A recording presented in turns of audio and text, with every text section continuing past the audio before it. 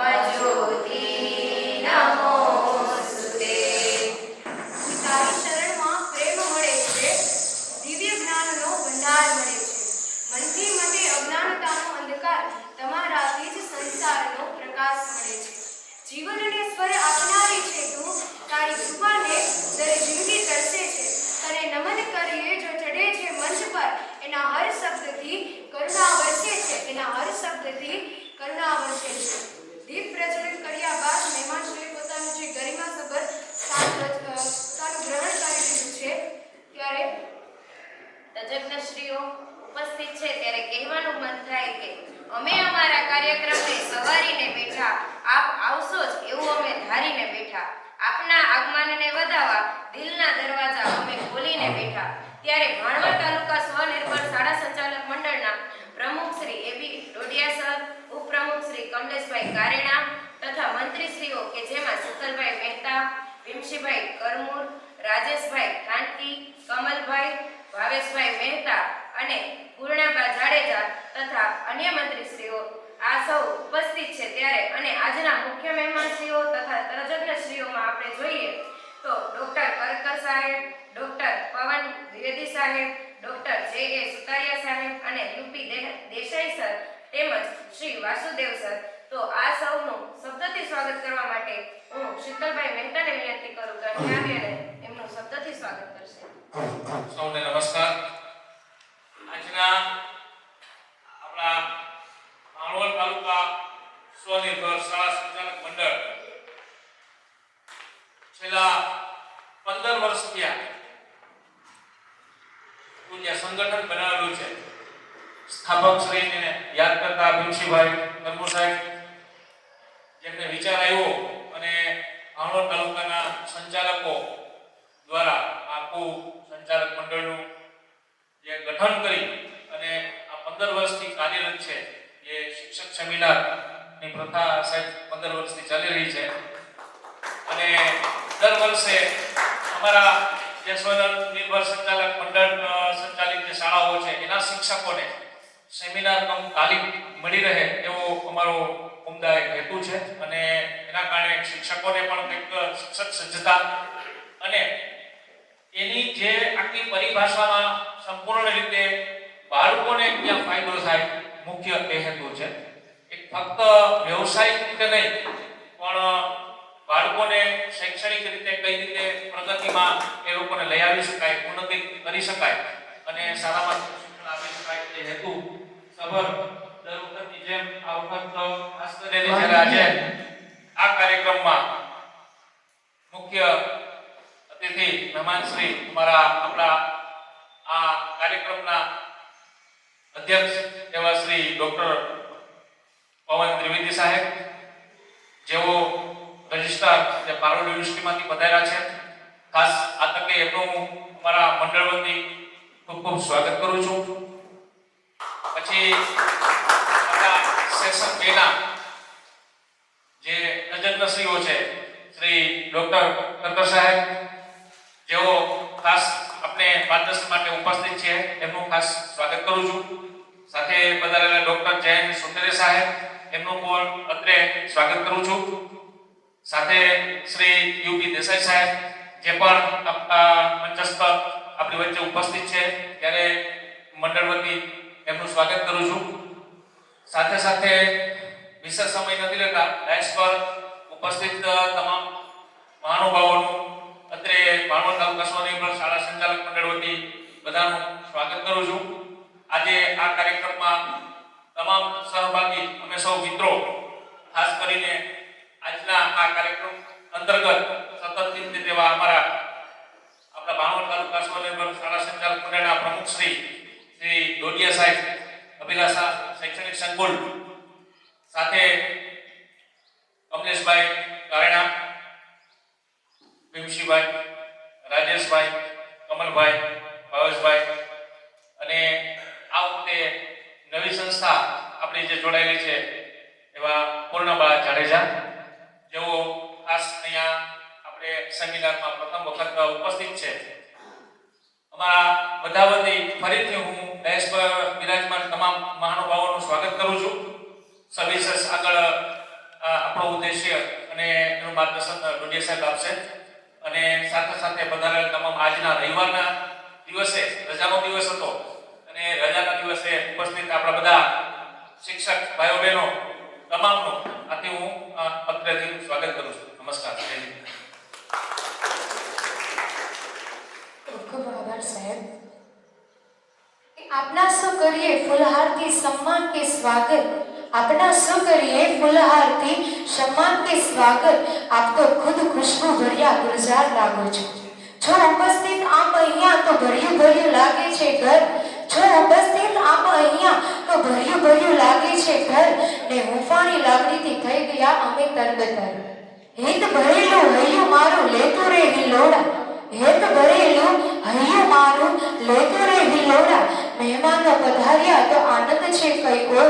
આસો પાલવના તોરણ બંધાવું, માર્ગ વચમાં ફૂલડા વેરાવું. આસો પાલવના તોરણ બંધાવું, માર્ગ વચ્ચે ફૂલડા વેરાવું. ફૂલડા કેરી ફોરમ મહેકે છે ચારે કોર. ફૂલડા કેરી ફોરમ મહેકે છે ચારે કોર. મહેમાનો પધાર્યાનો આનંદ છે કઈ ઓર. મહેમાનો પધાર્યાનો આનંદ છે કોઈ ઓર. તો આપણી પરંપરા મુજબ આપણે મહેમાનોનું સ્વાગત જે મોમેન્ટોથી કરવા જઈ રહ્યા છીએ, જે સ્વાગતની અંદર છે એ યાત્રા નામનું પુસ્તક છે અને ખાદીના રૂમાલથી આપણે મહેમાનોનું સ્વાગત કરીશું. સૌપ્રથમ સન્માન માટે હું ડોડિયા સાહેબને વિનંતી કરું કે આજના મહેમાનશ્રીઓમાંથી ડોક્ટર કરકર સાહેબનું સન્માન કરશે ડોડિયા સર. કરકર સરની વાત કરીએ તો જેઓ રિટાયર્ડ ક્લાસ 1 અધિકારી છે અને 3 થી 4 ડાયેટ છે એમાં પ્રાચાર્ય તરીકે તેઓ ફરજ બજાવી ચૂક્યા છે અને આપણે કહીએ તો જીવતી અને જાગતી લાઇબ્રેરી છે કરકર સર. ત્યારબાદ હું ડોક્ટર પવન દ્વિવેદી સાહેબનું સન્માન માટે હું ભીમશીભાઈ કરમોરને વિનંતી કરું કે તેઓ ડોક્ટર પવનભાઈ દ્વિવેદીનું સન્માન કરશે. ડોક્ટર પવનભાઈ દ્વિવેદી છે એ registrar Parul University Baroda, teacher trainer, motivational speaker અને સ્પિરિચ્યુઅલ લીડરશિપ મેનેજમેન્ટ અને લાઈફ સ્કિલ કોચ પણ જેઓ છે તો તેમનું સન્માન થઈ રહ્યું છે. આભાર સર. ત્યારબાદ ડોક્ટર જે એ સુતારિયા સરના સન્માન માટે હું કમલેશભાઈને વિનંતી કરું કે તેઓ સુતારિયા સાહેબનું સન્માન કરશે. ડોક્ટર જયેશભાઈ સુતારિયા છે એમએડ, પીએચડી અને ડાયેટના પ્રાધ્યાપક છે અને ગુજરાત પાઠ્યપુસ્તક મંડળના કન્વીનર પણ છે. એમના માટે જોરદાર તાળીઓ થઈ જાય.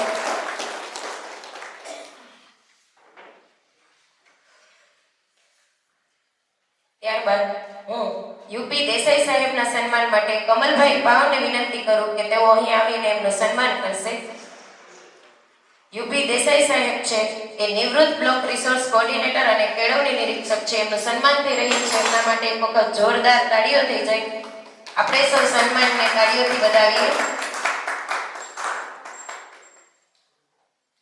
ત્યારબાદ ડોક્ટર વાસુદેવભાઈ સોઢા છે એમના સન્માન માટે હું ભાવેશભાઈને વિનંતી કરું કે તે અહીં આવ્યા અને તેઓનું સન્માન કરશે. ભાવેશભાઈ જેઓ પૂર્વ લેક્ચરર છે ડાયટ અમરેલીના, એમના માટે જોરદાર તાળીઓ થઈ જાય. સન્માનને આપણે સૌ તાળીઓથી વધાવીએ. કંઈક તો કરો એવું મજબૂત ચણતર, કોઈક તો કરો એવું મજબૂત ચણતર જેથી ટકી શકે આજનું ભણતર. વૈદિક સંસ્કૃતિએ કર્યું છે વેદોમાં ઉત્તમ વર્ણન. વૈદિક સંસ્કૃતિએ કર્યું છે વેદોમાં ઉત્તમ વર્ણન, જીવનમાં ઉતારી કરી એ નવા શિક્ષણનું ઘડતર. જીવનમાં ઉતારી કરીએ નવા શિક્ષણનું ઘડતર.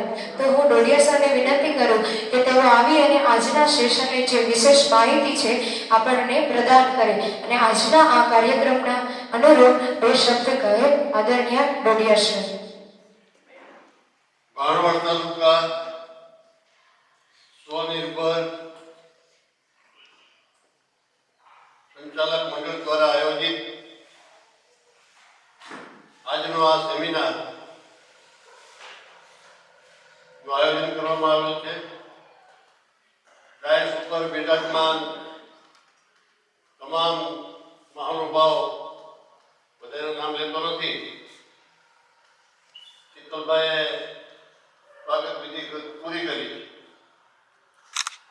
આ તકે નવી એક શાળા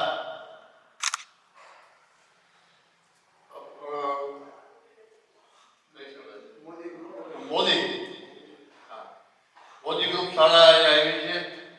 આપણા પરિવારમાં એક વધારો થયો છે. પૂર્ણાબાને હું આવકારું છું. સાથે સાથે હું તો એટલું જ કહીશ કે આજનો આ દિવસ ખરેખર અમૂલ્ય છે. તમે બાળકોને ભણાવો છો, તમે ભણી લીધું છે અને ભણાવો છો અને તમને કંઈક વિશેષ જ્ઞાન મળે એટલે આજના મહાનુભાવોને આપણે એ બોલાવ્યા છે. એમસીભાઈની ખૂબ મહેનત, એમના ખૂબ પ્રયત્ન અને આ બધું ગોઠવતા જ હોય છે. અમે તો તૈયાર હોદ્દા ઉપર ચડી ગયા એવું કહેવાય. શરૂઆત તો ભીમસિંહભાઈ કરી 15 વર્ષ પહેલા. મને જે કઈ લાભ મળ્યો છે હોદ્દાનો એ આજની તારીખે એમના થકી છે. એ તો છોડતા નથી. શીતલભાઈ, રાજુભાઈ બધા કીધા રાખે. મેં કીધું મને તમે રહેવા દો ના, એ કઈ બરાબર. તો હું એ વાત તમને ફરીથી દોહરાવું છું કે તમારી પાસે જે નોલેજ આવશે કુવામાં હોય તો અવેડામાં આવે. તમે કંઈક શીખશો તો તમે બાળકોને શીખવાડો અને બાળકોના ભવિષ્યના નિર્માતા તમે ગણાશો. આ મંડળ દ્વારા જે પ્રવૃત્તિ થઈ રહી છે દર વર્ષે એ માત્ર ને માત્ર બાળકોના સર્વાંગી વિકાસ માટે થાય છે. પણ તમે એના માધ્યમ છો. દરેક શિક્ષક ભાઈ બહેન છે માધ્યમ છે અને તમે બધા સાહેબોનો ભરપૂર લાભ લ્યો અને એમાંથી વિશેષ કંઈ શીખીને જાઓ અને બાળકોને શીખવાડો એવું કે મારી બધા પાસે અપેક્ષા રાખું છું. સાથે સાથે અહીંયા બિરાજમાન તમામ મહાનુભાવો જે આવ્યા છે એમનો પણ આભાર માનું છે કે એવો પોતાનો અમૂલ્ય સમય ફાળવીને આવ્યા છે. વિશેષ કંઈ ના કહેતા બરાબર તાલીમ આખો દિવસ લેજો અને કંઈક જાણજો. હું તો તમને એટલું જ કહીશ કે તમે તમારા માટે નથી આવ્યા એટલું યાદ રાખજો. તમે બાળકો માટે આવ્યા છો અને બાળકો આપણા માટે ભગવાન છે. અને તમે બધા ખૂબ મહેનત કરશો. બાળકોને સારું શિક્ષણ મળે એવી આપણે આ તકે અપેક્ષા રાખીએ. અસ્તુ જય.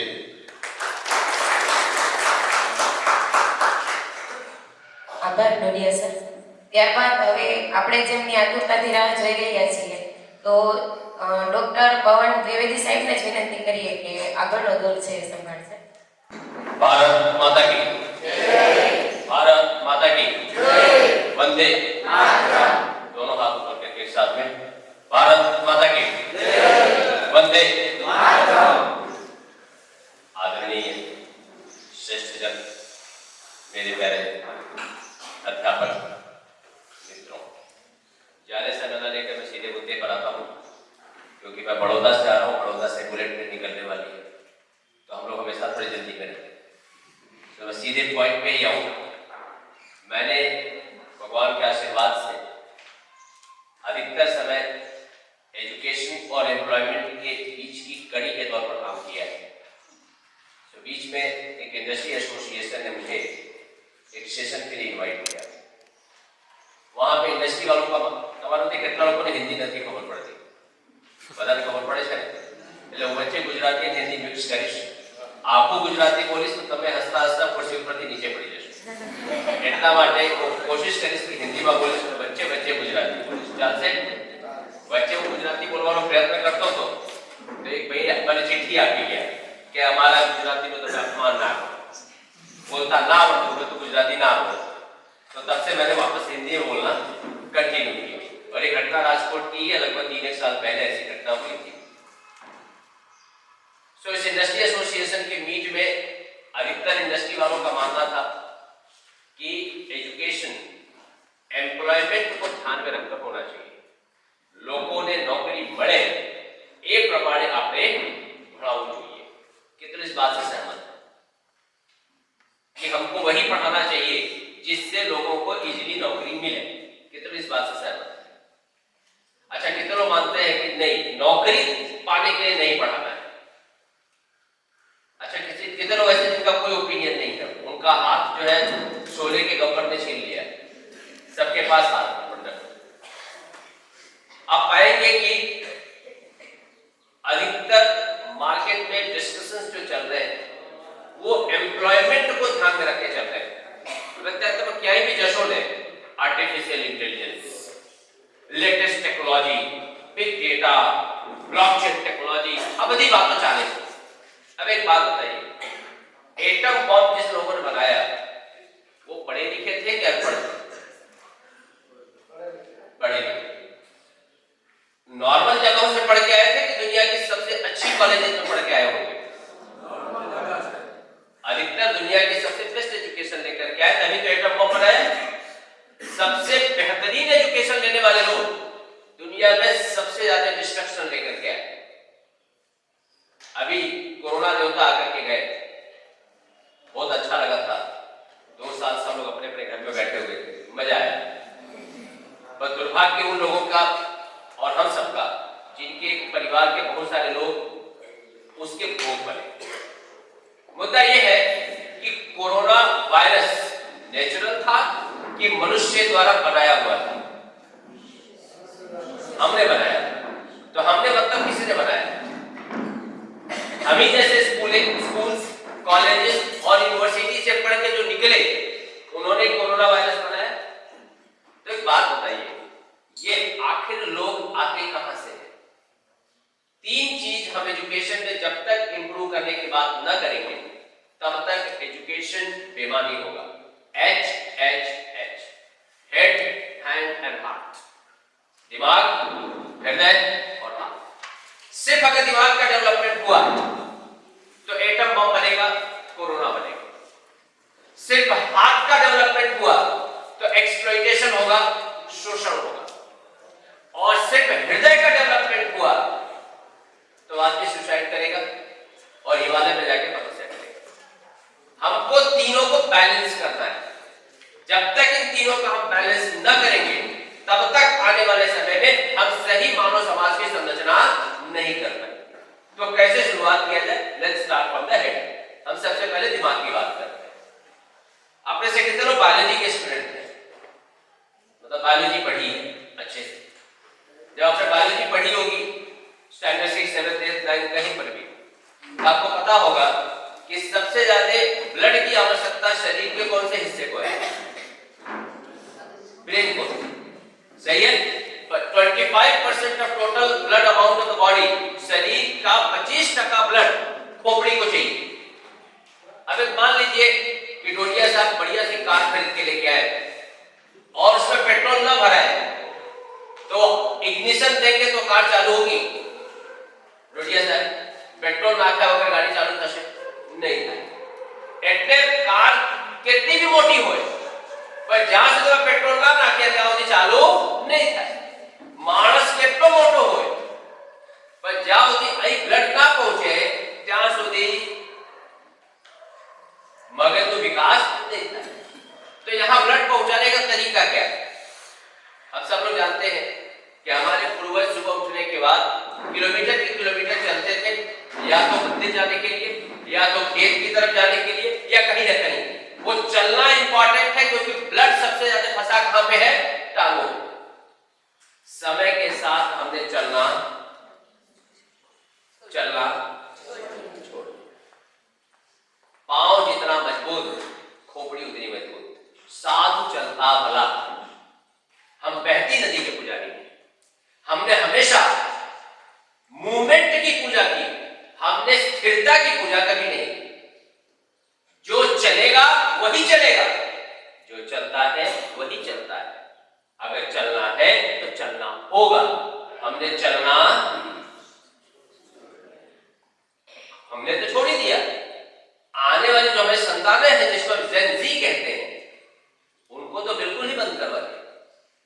पहले लोग शाम को खाना खाने के बाद, जो सीनियर बैठे मेरी बात से सहमत होंगे, साजे जम्या પછી આખું કામ કરી નાખે. લોકોને મળવા જાય સવારે, લોકો દરવાજે કેવું છે સારું છે.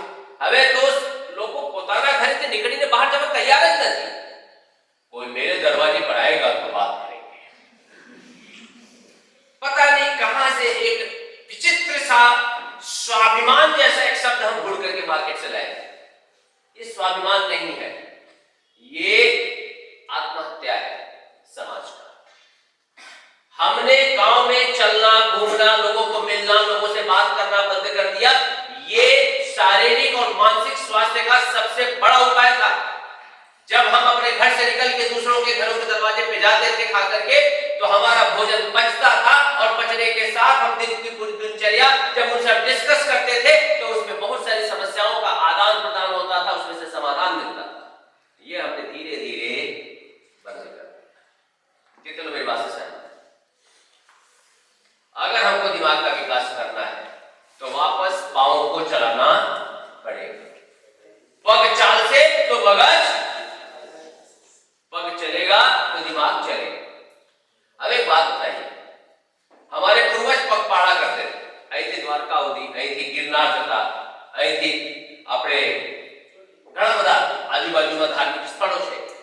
50, 100, 150 किलोमीटर तो यूं ही चढ़ जाते. अब हम जाने के बाद रोपवे ढूंढ रहे हैं. रोपवे ना हो तो हमें गिरनार ना चढ़ाए. 350 रुपया आपने गिरनार चढ़े पर दादरा नहीं चढ़े. हमने उन पहाड़ों को चढ़, हृदय मजबूती के लिए जरूरी था. साल में एक बार आप पहाड़ चढ़िए, आप देखिए आपके हृदय के बहुत सारे जो वो ब्लॉकेज लगाते हैं डॉक्टर बैठ करके, वो सारे ब्लॉकेज खुलते हैं. इतना टेक्निकली उसको बनाया गया था कि आप कल्पना नहीं कर सकते. मैं मानता हूं कि अगर हमको दिमाग का विकास करना है, शरीर का विकास करना है, एक स्वस्थ समाज की संरचना करनी है, तो वापस हमारे पूर्वजों द्वारा स्थापित चलने की प्रक्रिया, चलने की परंपरा, चलने वाला समाज हमको फिर से एस्टेब्लिश करना होगा. अगर हमने चलना बंद कर दिया तो डॉक्टरों के कहने पे बुढ़ापे पे बहुत सारे लोग चल रहे हैं. ઘણા બધા જે રિટાયર થઈ જાય છે અને સાંજે ચાલવા નીકળે, સવારે નીકળે, સમજી જવાનું કે ડોક્ટરે કીધું હશે તો જ નીકળ્યા છે. बाकी જ્યારે નોકરીમાં હતા ત્યારે નહોતા ચાલતા. कोई गलती से मिलकर नौकरी न मांगे. अब मैं आता हूं सेकंड पॉइंट. अभी टोटिया साहब ने बहुत अच्छी चीज बोली, कुआ मां से तो मुझे बहुत अच्छा लगता है. शरीर में ब्लड हसे तो खोपड़ी में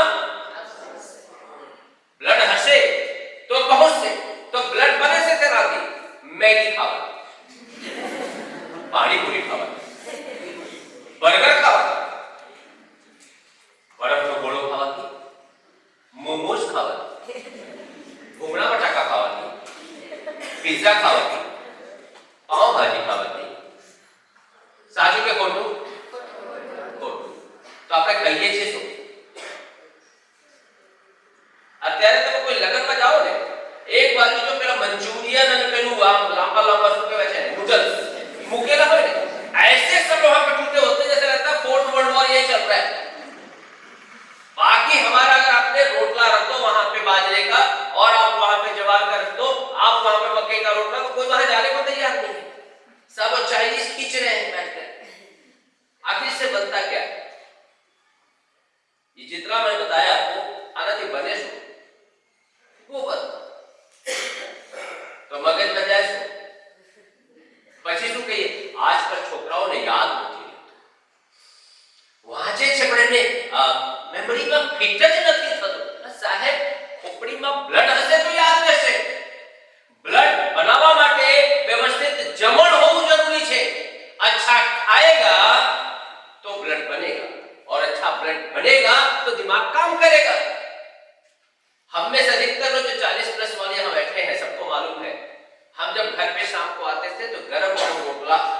फुल्की रोटी मिलती थी।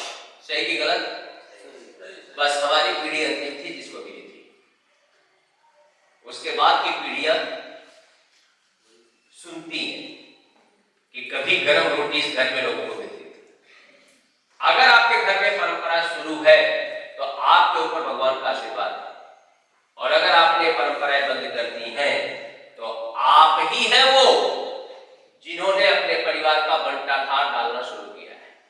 मेरा मानना है कि भोजन एक दूसरा सबसे महत्वपूर्ण विषय है जिसको समय के साथ हमने समाप्त कर। एक अध्यापक के तौर पर मैं फिजिक्स का एक बहुत अच्छा टीचर हो सकता हूं, बायोलॉजी का हो सकता हूं, केमिस्ट्री का हो सकता हूं, इकोनॉमिक्स का हो सकता हूं, अकाउंट का हो सकता हूं, हिस्ट्री का हो सकता हूं, ज्योग्राफी का हो सकता हूं, इकोनॉमिक्स का हो सकता हूं, अकाउंट का हो सकता हूं, किसी भी सब्जेक्ट का हो सकता हूं।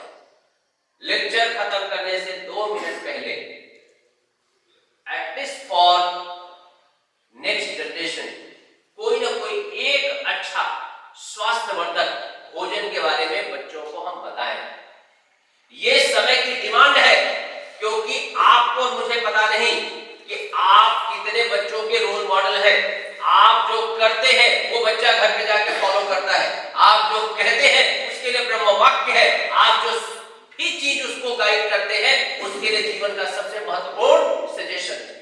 आप क्लासरूम में 2 मिनट में कोई स्वास्थ्यवर्धक बात कर लें, मैं दावे के साथ कहना चाहता हूं आपके क्लास के कम से कम 20 से 25% बच्चे घर पे जाके मांगेंगे कि मम्मा मारे तो छे ने आज आ खाऊ छे।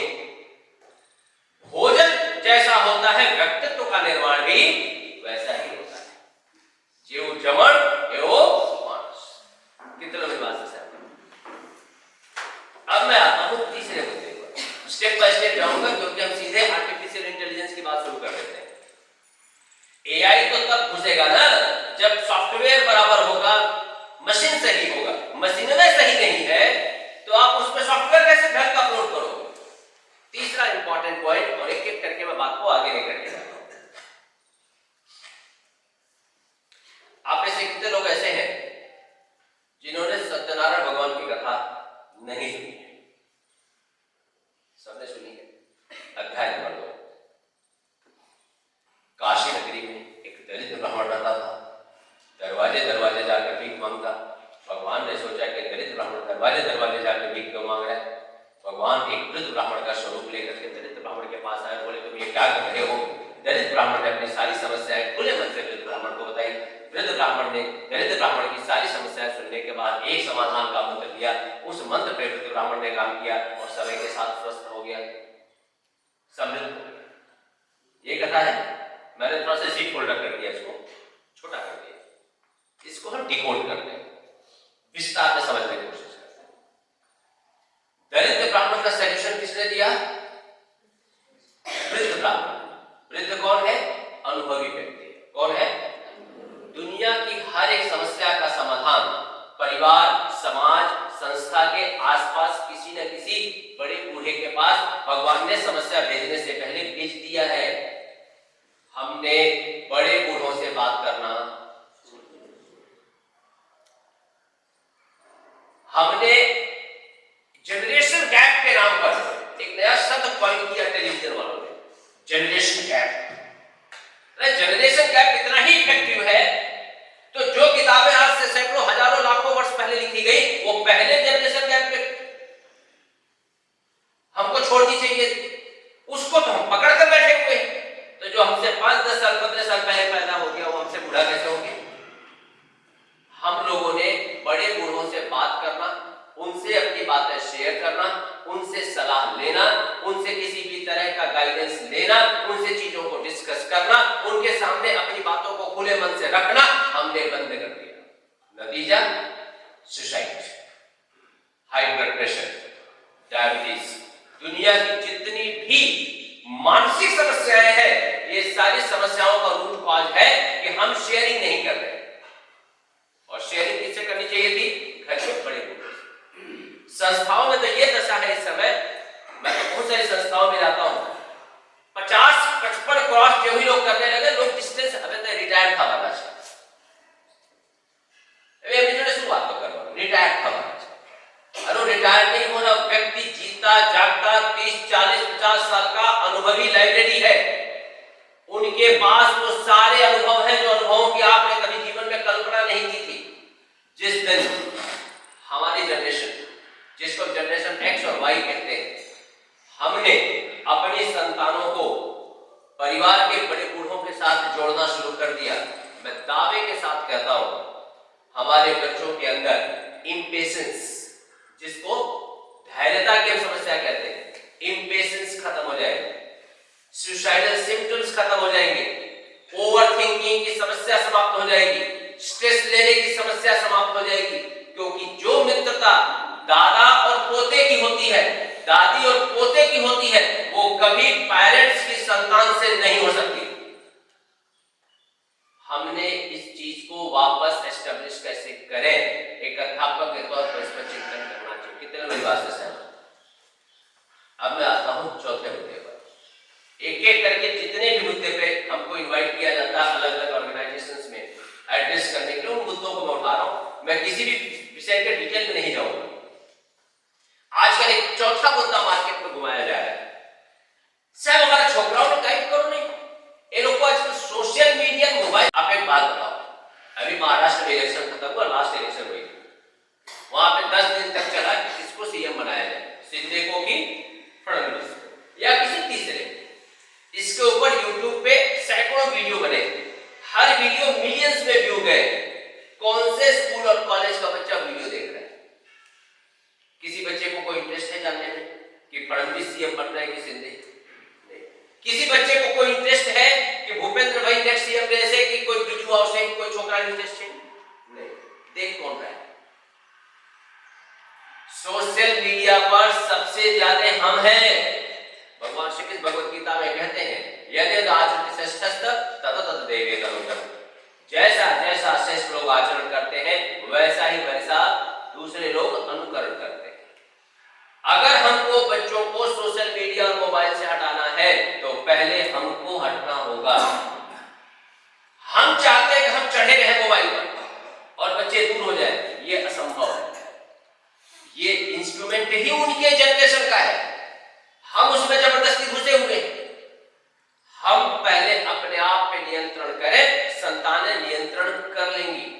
सोशल मीडिया पे जितना इस समय 40+ वाले हैं, उतना 20- वाले नहीं हैं। हम एडिक्टेड है, हम बीमार है, हमको सुधरने की जरूरत है, हमको अपने अंदर बदलाव लाने की जरूरत है। बच्चे अपने आप सुधर जाए। कितना मेरी बात है? मैं बार बार पूछता रहूंगा ताकि ऐसा ना हो कि गलत ट्रैक पर चला जाए। बदलाव की जरूरत इधर है, इधर। हमको ही समझ, हम चाहते हैं उनको बदलना, पर खुद बदलना नहीं चाहते। 5वां पॉइंट, आजकल छोकरा मस्ता नहीं। बराबर? एक बात बताइए, सर मेरी बात से सहमत होंगे, और जो लोग खास करके 45+ वाले, हम लोग जब कॉलेज में पढ़ते थे और स्कूल में, तो हमारे अध्यापक साइकिल के कैरियर में 5-5 किताबें दबा के आते थे। हाथ से साइकिल पकड़ के चलते थे, बैठ के भी नहीं चलाते थे। बैठ के साइकिल चलाते हमने अपने टीचर्स को कभी कभी देखा है, वो साइकिल लेके चलते थे ताकि साइकिल में किताबें दबा के रख सके। उनके पास एक झोला होता था, सर के पास जैसे है, उसमें 4-5 किताबें होती थी। अगर उनके पास गलती से सेंटर टेबल उनको मिल जाता था स्टाफ रूम में, तो सेंटर टेबल में नीचे एक पाटिया होता था, ऊपर 2 होते थे, वहां पे भी किताबें, ऊपर भी किताबें। घर पे अगर उनके सेंटर टेबल है बरामदा में, जिसको आजकल ड्राइंग हॉल कहा जाता है, वहां पर भी टेबल पे किताबें। हमने बहुत सारे लोग ऐसे हैं जो उन्हीं से किताबें उधार लेके पढ़े, हमने लौटाए नहीं अपने टीचर्स की किताबें। पर हमारे टीचर्स हमको किताबें देते थे और हम किताबें पढ़ते थे। फिर हमारी पीढ़ी है मोबाइल धारी पीढ़ी। किताब दूर दूर तक हमारे जीवन में, हमारे विद्यार्थियों ने लास्ट टाइम हमको 3 किताबें एक साथ लेके चलते कब देखा था, आप याद करके बताइए। न हमारे घर में किताब है, न हमारी गाड़ी में किताब है, न मेरे स्टाफ रूम में किताब है, न मैं क्लासरूम में जा रहा हूं तो टेबल पे किताब है। मेरे जीवन से किताब लुप्त है। किसने किया? इंटरेस्टिंग पार्ट ये है, कि हमने जिनसे पढ़ा वो किताबें हमेशा रखते थे, हमसे जो पढ़ रहे हैं उन्होंने कभी हमको किताब के साथ देखा नहीं। अब वो कल टीचर बनेंगे। और उससे ज्यादा इंटरेस्टिंग ये है, उनके पढ़ाए हुए जब टीचर बनेंगे तो यहाँ पीपीटी लगेगी बड़ी सी, उसमें किताबें दिखाई देंगी। આવી જાડી જાડી ચોપડીઓ પેલા લખવામાં આવતી અને આપણા પૂર્વજો આ મોટી મોટી ચોપડીઓ વાંચતા।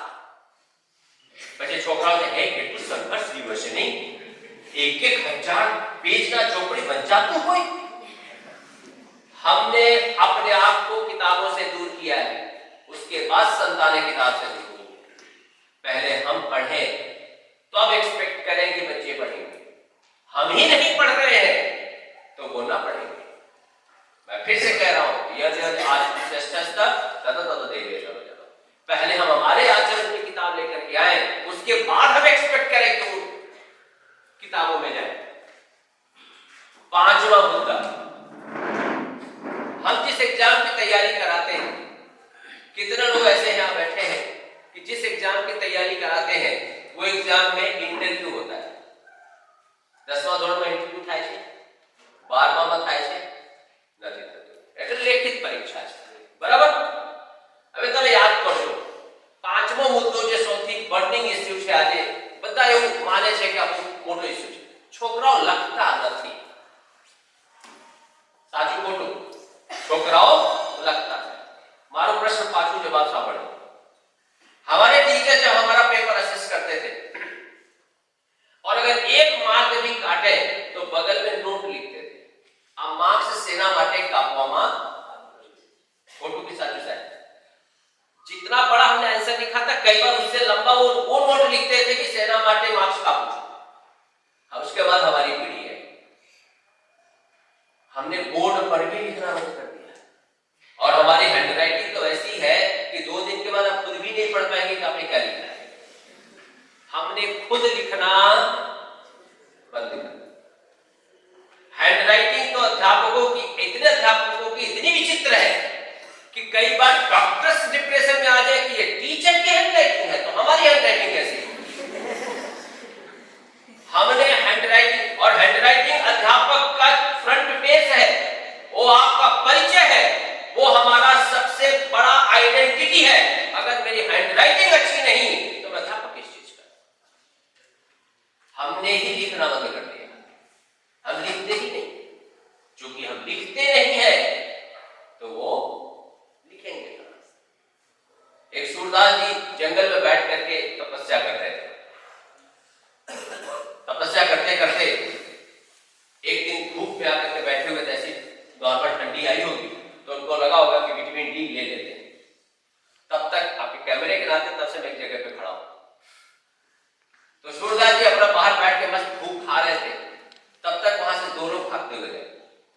सूरदास जी को लगा कि गए होंगे। थोड़ी देर के बाद वहां पे 5-6 लोग और आए, उनके पांव की आवाज सुनाई दी। सूरदास जी से उन लोगों ने दूर खड़ा होकर किसी को जाते हुए देखा क्या? सूरदास जी बोले कि हाँ, कुछ लोग इधर गए हैं लेफ्ट में, आप उदास हैं, ये लोग उधर चले गए। थोड़ी देर के बाद कुछ घोड़े आकर के रुके। घोड़ों पर से आवाजें, अरे ओ सूरदास जी, आपने यहां से किसी को जाते हुए आभास किया क्या? सूरदास जी बोले हाँ, बोले पहले यहाँ पे बारी बारी से लोग रुक गया है लेफ्ट में, आप भी जा सकते। चले, ध्यान से सुनिएगा कि इसके बाद में क्वेश्चन पूछूंगा। सूरदास जी बैठे हुए थे, तब तक कुछ और घोड़े आए। घोड़े रुके तो कोई आवाज नहीं। सूरदास जी को लगा कि अब माजरा क्या है। फिर थोड़ी देर बाद सूरदास जी ने महसूस किया कि किसी ने आकर उनका पांव छुआ। पांव छूने के बाद उस व्यक्ति ने कहा कि सूरदास जी, आपसे मैं कुछ जानने की अनुमति चाहता हूं। सूरदास जी बोले कि पूछिए। बोला कि सूरदास जी, मैं जानना चाहता हूं कि आपने यहां से किसी को जाते हुए आभास किया क्या? सूरदास जी ने, हे राजन, यहां से थोड़ी देर पहले कुछ चोर भागते हुए गए, उनके पीछे तुम्हारे सिपाही गए, उनके पीछे तुम्हारा सेनापति गया है, तुम भी चाहो तो लेफ्ट में जा सकते। राजा सरप्राइज कि सूरदास जी को कैसे पता चला कि पहला ग्रुप चोरों का था, दूसरा ग्रुप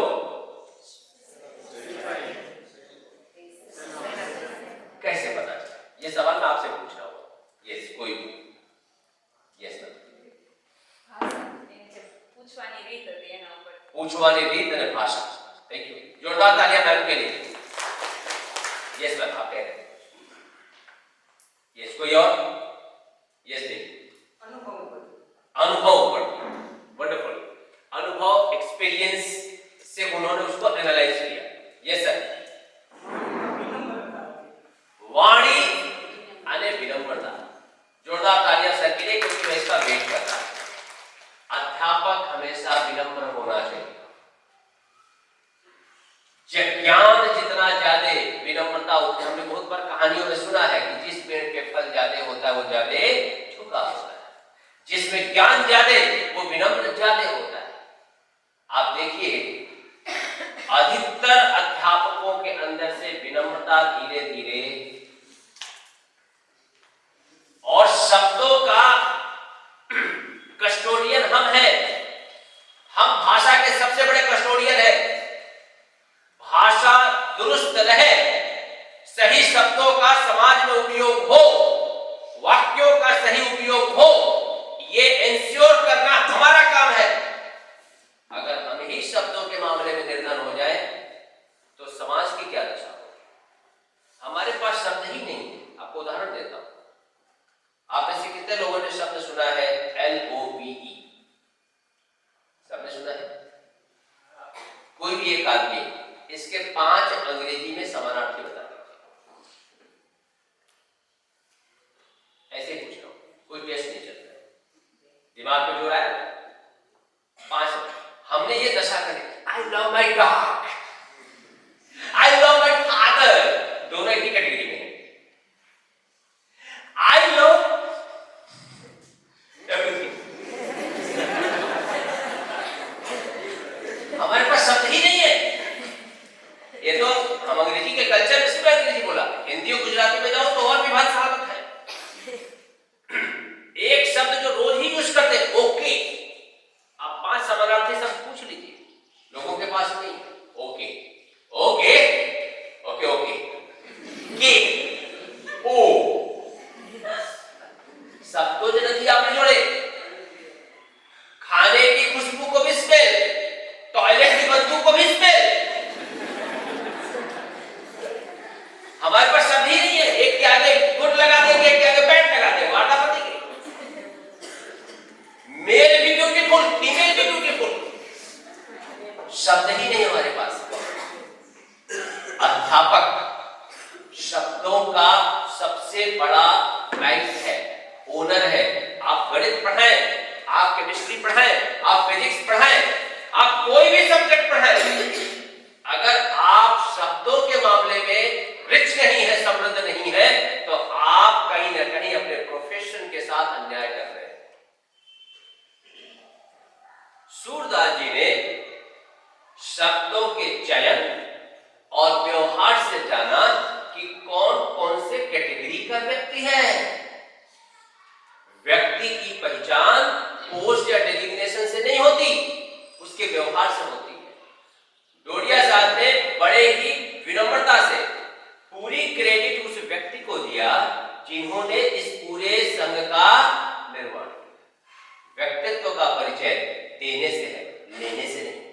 उन्होंने पूरी क्रेडिट यहां से सीखने, इस पीढ़ी को हम लोग समझ ही नहीं पाए. ये पीढ़ी हमारे लिए आशीर्वाद है. हम इनसे कुछ भी ले ही नहीं पा रहे. हमसे बड़ी दुर्भाग्यशाली प्रजाति भारतवर्ष में इतिहास में कभी पैदा नहीं हुई. देने का नाम पोस्ट है, लेने का नाम नहीं.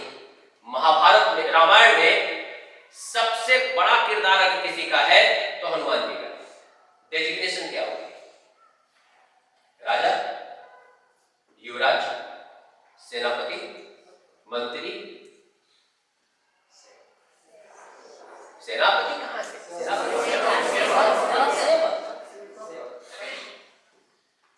निकाल दीजिए रामायण में हनुमान जी को, बचता क्या? सारे कैरेक्टर छोड़ दो ना. राम को ही रहने दो, रावण को रहने दो, सबको रहने दो, सिर्फ हनुमान जी को आप निकाल दो. आप देखिए रामायण की हालत क्या होती है. डेजिग्नेशन व्यक्तित्व का परिचय नहीं है. व्यक्तित्व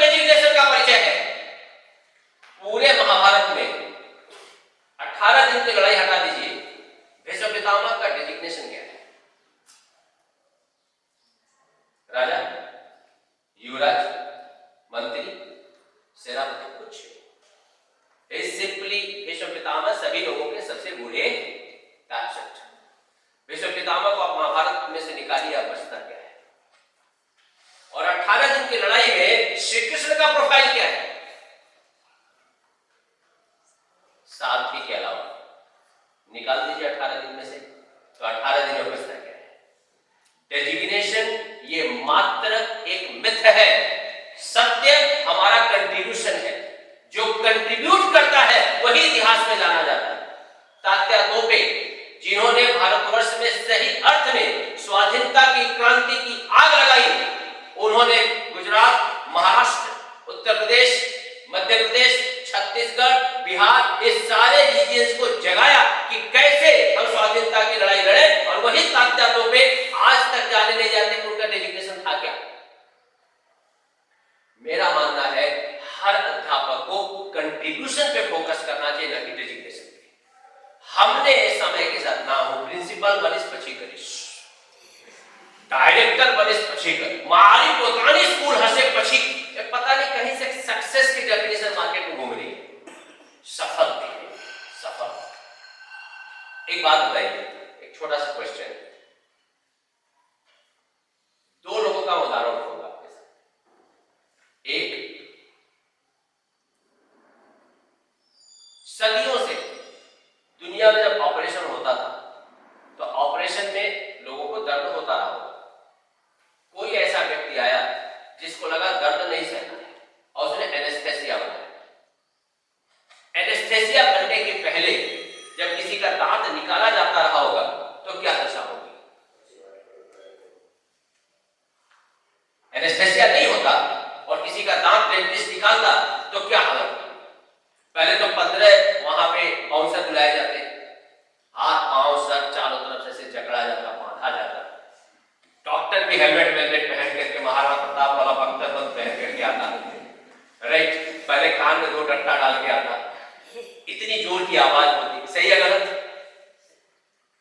एक आदमी किसी ने एनेस्थेसिया बनाया, उसके नाते कितने करोड़ लोगों के जीवन में बदलाव आया, इसकी काउंटिंग नहीं हो सकती। सही है गलत? दूसरी तरफ हमारे पास है मुकेश भाई अंबानी, उनके पास हजारों करोड़ की प्रॉपर्टी है, 3 लाख करोड़ का तो सीधे कर्जा है। तो बिजनेस तो होता है। द पॉइंट इज, सही बताओ, जो नौकरी करते हैं ना वो सबसे भाग्यशाली। बिजनेसमैन हमेशा कर्जे में ही होता है, वो तो सिर्फ मुस्कुराता है बड़ी गाड़ी लेकर, और हमको ऐसा लगता है कि बड़ा खुश है। वो खुश नहीं, और सिर्फ दिन भर यही सोच रहा होता है कि पिछले लोन को मैं कैसे चुकाऊं, अगला लोन कैसे लूं। वो लोन में इसकी जिंदगी निकल जाती है। यहाँ पे जो संचालक मंडल वाले बैठे हुए, गलत मत बताइएगा, आधी जिंदगी लोन मैनेज करने में जाती है। मुकेश भाई ने हजारों करोड़ रुपए कमाए और एनेस्थेसिया वाले ने हजारों करोड़ लोगों का जीवन बचाया। कौन ज्यादा महत्वपूर्ण है? यहीं पर हम डिफरेंशिएट करना रह जाता है।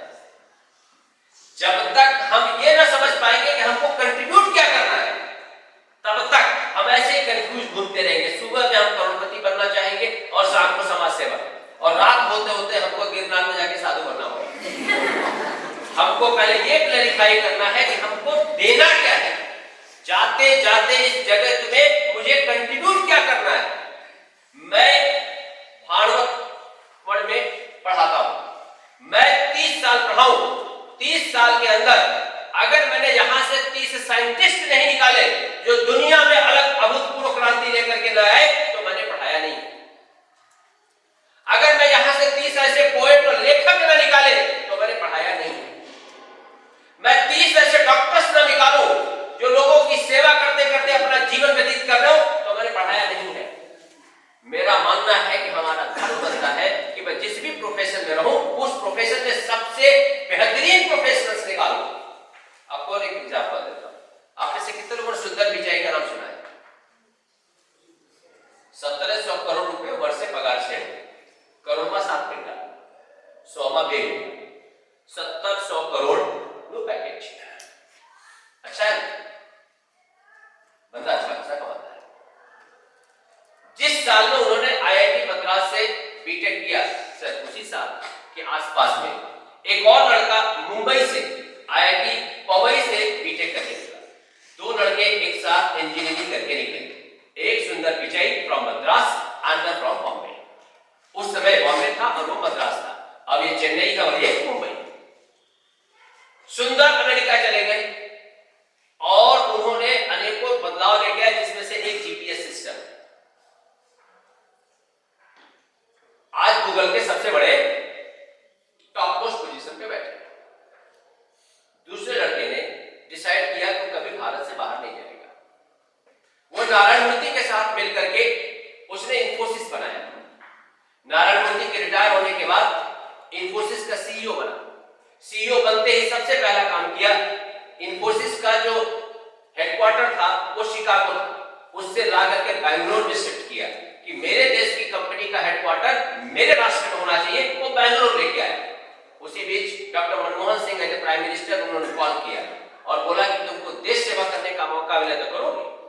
उस लड़के ने भारत की 5वीं सबसे बड़ी इंफोसिस, उसके सीईओ पोस्ट को छोड़ दिया और भारत सरकार में सेवा देनी शुरू की। और आप जो आधार कार्ड यूज करते हैं उस लड़के ने बनाए।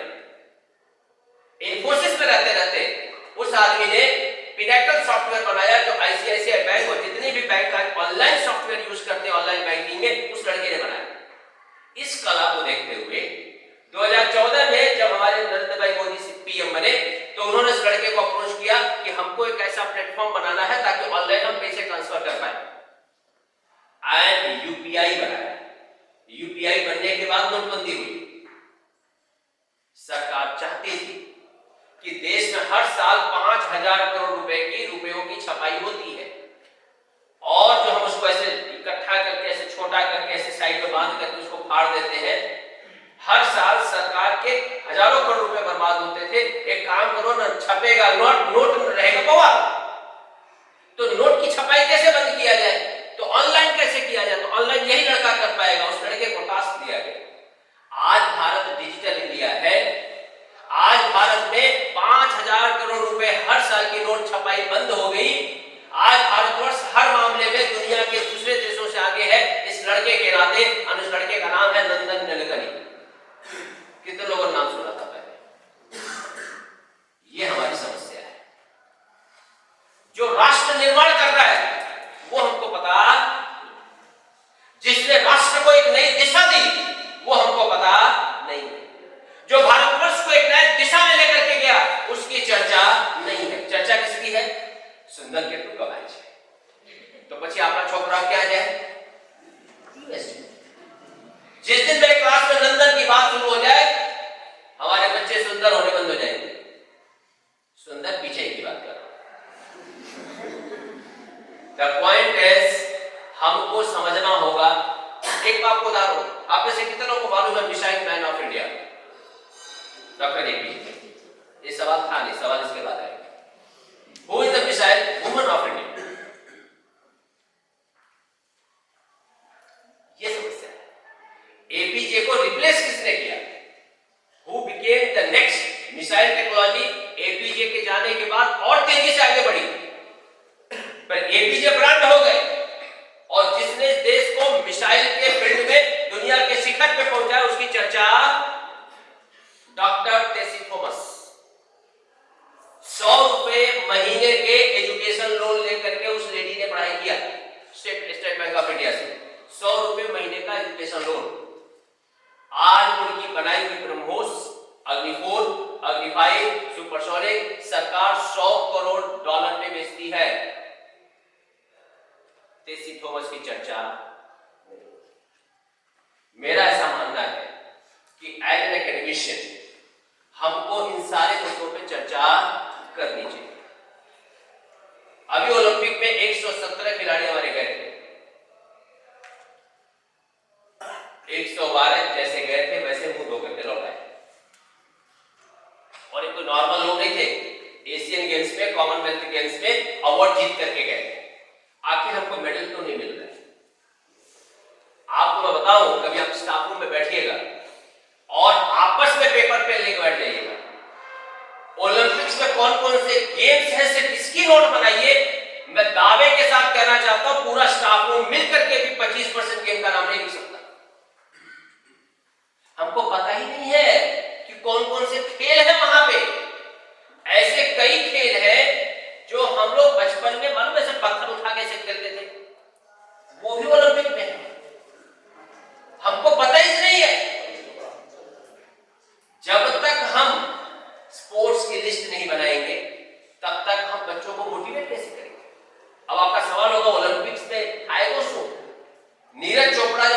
खेलने गए थे पेरिस के पहले वाला, जब उन्होंने गोल्ड जीता था, तो उनका टोटल एसेट 1 से 2 करोड़ का था। जब 2024 में पेरिस में भारत को रिप्रेजेंट किया तो टोटल एसेट 24 से 25 करोड़ था। तो 4 साल में 20-25 करोड़ आए कहां से? गोल्ड मेडल का आउटकम था। अब एक बात बताओ, 24 साल का लड़का एक मेडल लाता है, 20 से 25 करोड़ कमाता है, कौन से प्रोफेशन में कमाने का रास्ता है कोई प्रोफेशन? बच्चे जो स्पोर्ट्स खेलना चाहते हैं उनको सही दिशा में चैनलाइज करना, उनको उस दिशा में मोटिवेट करके आगे बढ़ाना भी हमारा ही काम है। स्पोर्ट्स, दुनिया के जितने भी डेवलप्ड देश हैं वो स्पोर्ट्स में टॉप 10 में होंगे। विकसित भारत की अगर हम परिभाषा जानना चाहते हैं तो हम तब तक विकसित नहीं हो सकते जब तक हम स्पोर्ट्स में टॉप 10 टॉप 15 में ना हो। विकसित मात्र इकोनॉमी टॉप 5 में जाने से नहीं होता है। टॉप 5 में हमारी इकोनॉमी गई है, पर कैपिटा इनकम में अभी भी 50 के नीचे है, 56 पे है। और हैप्पीनेस इंडेक्स, अब मैं अगली बात करने जा रहा हूं। मैं ये मीठा क्वेश्चन मैंने 11th 12th किया था। मैं जनरली दूसरे राज्यों में जाता हूं तो गुजरात के लिए हमेशा बोलता हूं कि गुजरात में તમે કોઈને બી ગણો ને, હાથ તૂટેલું હોય, પગ તૂટેલું હોય, હોસ્પિટલમાંથી પ્લાસ્ટર કરીને નીકળતા હોય તો પૂછો કેમ છો? મજામાં। હંમેશા खुश हो। खुशहाल प्रजातियों, ध्यान से सुनना, भारत हैप्पीनेस इंडेक्स में दुनिया के 170 देशों में 125वें पे है। हमने खुश रहना बंद कर दिया। हम ऐसी विचित्र प्रजाति बन गए हैं। कई लोग तो सुबह स्कूल में ऐसे मुंह बना के आते हैं जैसे मतलब इनको बधुआ मजदूर ना बनाया हुआ। पाछू सोमवार अभी, अरे नौकरी इस समय छोड़ो, तुमको हटाने के लिए 10 लोग रास्ते में खड़े हुए हैं और ये सोशल मीडिया पे मैसेज चलता है सोमवार वापस आ गया। अरे तुमको देख करके तुम्हारा मैनेजमेंट भी सोचता है कि वापस आ गया। सिर्फ तुम्हारे लिए सोमवार नहीं आया है, ये दुख की घड़ी दूसरों के जीवन में भी है। दुनिया में ये उतरे हुए सड़े हुए बैगन जैसे कोपड़े किसी को पसंद नहीं है। सुबह अदरक वाली चाय पीने के बाद चाय अंदर और अदरक खोपड़े पे लेके घूमने वाले लोग, जब तक हम मुस्कुराता चेहरा लेकर के अपने वर्क प्लेस पे आते ना होंगे तब तक हम मुस्कुराते हुए बच्चे पढ़ा के मार्केट में न डाल पाएंगे। हम खुश रहेंगे तो स्टाफ रूम खुश रहेगा, स्टाफ रूम खुश रहेगा तो स्कूल खुश रहेगा, स्कूल खुश रहेगा तो पूरा गुजरात खुश होगा और गुजरात खुश होगा तो भारत खुश होगा, भारत खुश होगा तो हैप्पीनेस इंडेक्स 125 से पहले नंबर पे आ सकता है। खुश रहना तो सीखे। और जब से मावा आया है,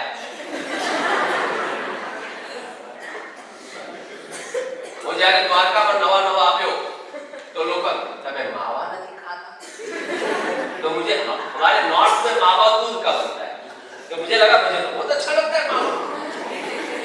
फिर इन्होंने बताया कि नहीं ये मावा है, ऐसा लपेटा हुआ। मैंने उसको देखा, पहले तो मुझे समझ में नहीं आया कि उसको मावा कैसे कहेंगे क्योंकि इसमें तो सुपारी थी। समय के साथ मैं हॉस्टल में रहता था तो मेरा एक दोस्त था अमरेली का, तो एक दिन वो बैठ के कैसे घिस रहा था, इतना जोर से घिस रहा था कि मुझे तो लगा आग न उत्पन्न हो जाए, क्योंकि हमारे पूर्वजों ने ऐसे पत्थर रगड़े थे तो आग उत्पन्न हुई थी। तो ऐसे घिस रहा था। मैंने कहा तू क्या करता है? बोला तू ही बोलता है ना कि पामिस्ट्री में यहाँ पे राहु का स्थान है। मैंने कहा तो राहु को घिस रहा हूं। मतलब खाना है कोई भी रीजन से। आपको बताऊं कि ये मावा, पड़की और ये छोटे छोटे व्यसन,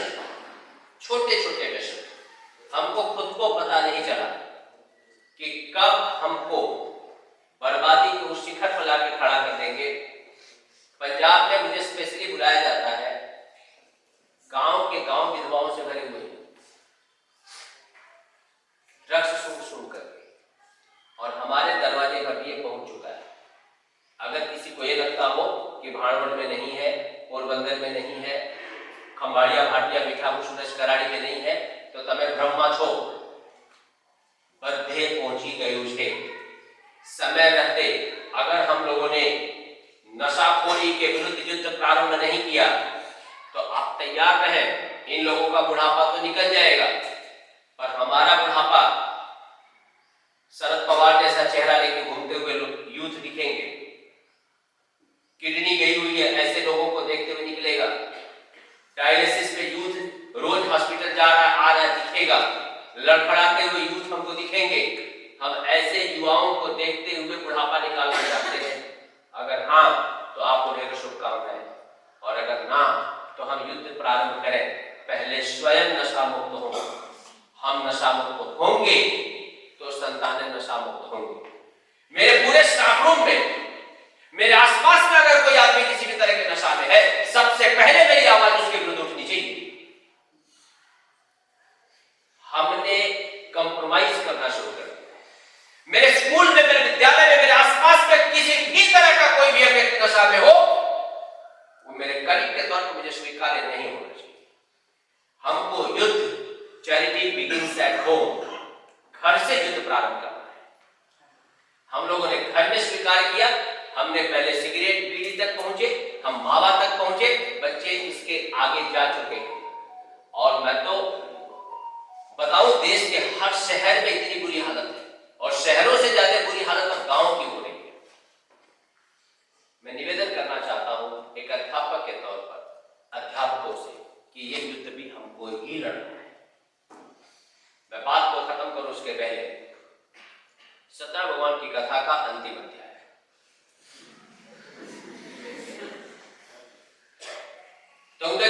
का एक राजा था जो जंगल में शिकार खेलने गया। शिकार खेलने के बाद वो आकर के पेड़ के नीचे थक हार के बैठ गया। वहां उसने देखा कुछ वाले बैठ के कथा सुन रहे हैं। राजा बोला मैं जाकर के कथा क्यों सुनूंगा, मैं राजा हूँ। ग्वालों ने ला करके प्रसाद दिया। राजा बोला मैं राजा हूँ, मैं प्रसाद क्यों खाऊंगा। राजा वहां से आकर करके घोड़े पर बैठा अपने राज्य को वापस आ गया। फिर उसने पाया उसे पूरे राजपाट नष्ट हो चुका है। राजा को रियलाइज हुआ कि उसने प्रसाद का त्याग किया था, इसीलिए राजा वापस वहां पर गया। ग्वालों के साथ बैठ उसने कथा सुनी, प्रसाद किया, उसका राजपाट वापस मिल गया। इसे पंचम अध्याय संपन्न। यही है, इसको डिकोड करते हैं। मार्केट में एक नया अभी भ्रम चल रहा है, चेयरमैन हूं 20 वर्ष की आप प्रोफेशन में 20 वर्ष हूं जलायो तने कहीं नहीं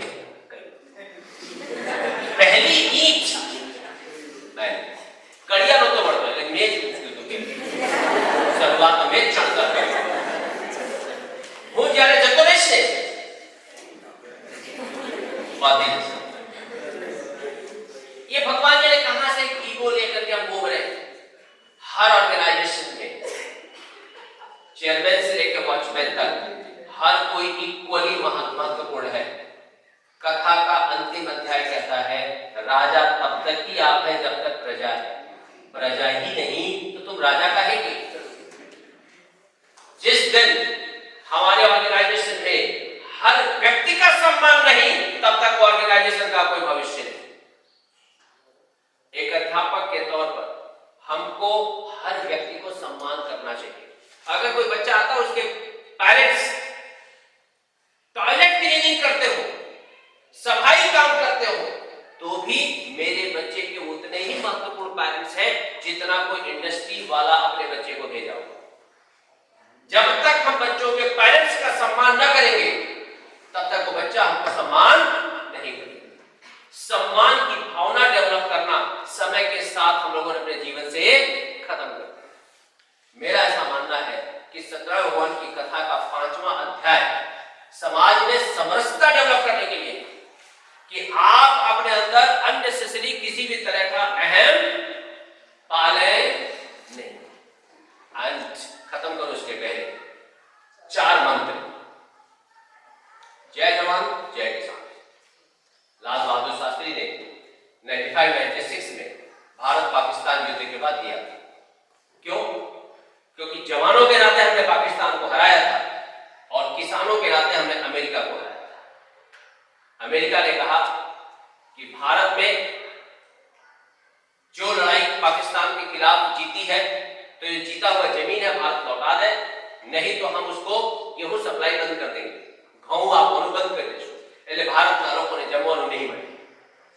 लाल बहादुर शास्त्री ने बोला जय किसान, हमारे किसान इतना अनाज पैदा करेंगे कि हमको किसी अमेरिका ऑस्ट्रेलिया का गेहूं नहीं चाहिए। 1966 में लोगों को लगा कि नारा है, पर 2021 जब रूस यूक्रेन की लड़ाई हुई और दुनिया में गेहूं सप्लाई बंद हो गया, क्योंकि दो मेजर सप्लायर गेहूं के, व्हीट के, यूक्रेन और रूस दोनों लड़ाई में थे। तो दुनिया भारत के प्रधानमंत्री के सामने नतमस्तक थी कि दुनिया को गेहूं सप्लाई करो वरना दुनिया भूखे मर जाएगी। ये 60 वर्षों में हमारे किसानों ने ये कर दिखाया कि वही जमीन, वही लोग, वही वातावरण, हर कुछ वही था। पॉपुलेशन 4 गुनी बढ़ गई, उसके बावजूद भी क्लाइमेट भी सब फेवर में नहीं था, बारिश का कोई ठिकाना नहीं, पानी के कोई रिसोर्सेस नहीं, फिर भी हमने, हमारे किसानों ने भारतवर्ष नहीं दुनिया के अनेकों देशों तक गेहूं सप्लाई करके लोगों को खाना खिलाया। और कोरोना में कम से कम 300 करोड़ लोग जिंदा रहे क्योंकि भारत के किसानों ने अनाज उगाया। जय जवान, जय किसान, जय विज्ञान। आडवाणी जी, वाजपेयी जी ने 2001 में, 1999 के बाद 2001 में एटॉमिक टेस्ट करने के बाद ये नारा दिया था, जय विज्ञान। हम सब जानते हैं, आप लोगों को मालूम होगा कि कोरोना जब आया तो पूरी दुनिया अपने अपने घरों में, बिलों में घुसी हुई थी, पर कुछ ऐसे लोग थे जो युद्ध लड़ रहे थे। एक थे पुलिस रोड पर, दूसरी थी नर्सेस हॉस्पिटल में। डॉक्टर्स तो भाग गए, डॉक्टर्स खड़े नहीं थे। जो लोग भी हॉस्पिटल गए थे सबको याद होगा, मेरे यहाँ तो 700 बेडेड हॉस्पिटल है, मैं रोज हॉस्पिटल जाता था जबकि मैं डॉक्टर नहीं हूँ। मैं तो लोगों से शंख बजवाता था, गाने गवाता था, कुछ अलग अलग है ताकि मानसिक तौर पर लोग मजबूत करें। नर्सेस डेड बॉडीज के ऊपर बैठकर पंप करती थी ताकि शायद सांस वापस आए। ऐसी ऐसी नर्सेस को मैंने देखा जिनके 3-3 महीने के बच्चे, देश को नर्सेस ने बचाया। और चौथा, जो वैक्सीन बनाने में लगभग 20 साल लगते हैं, हमारे वैज्ञानिकों ने 7 महीने में वैक्सीन बना के हमारे हॉस्पिटल में हमारे दरवाजे पे लाके खड़ा कर दिया। 800 वैज्ञानिकों ने रातों दिन मेहनत करके वैक्सीन बनाया। 800 वैज्ञानिक 20 साल का काम 8 महीने में पूरा किया। मतलब आप कैलकुलेट करिएगा 1 महीने में कितने साल का काम किया, 1 दिन में कितने महीने का काम किया, 1 घंटे में कितने दिनों का काम किया, 1 मिनट में कितने घंटों का काम किया। इतनी मेहनत करके उन्होंने समय से वैक्सीन बनाया। उन 800 वैज्ञानिकों में से 700 वैज्ञानिक लड़कियां थी। आज अगर हम जिंदा है तो इस देश की लड़कियों के नाते जिंदा है। आपको नहीं लगता तारीफ नहीं?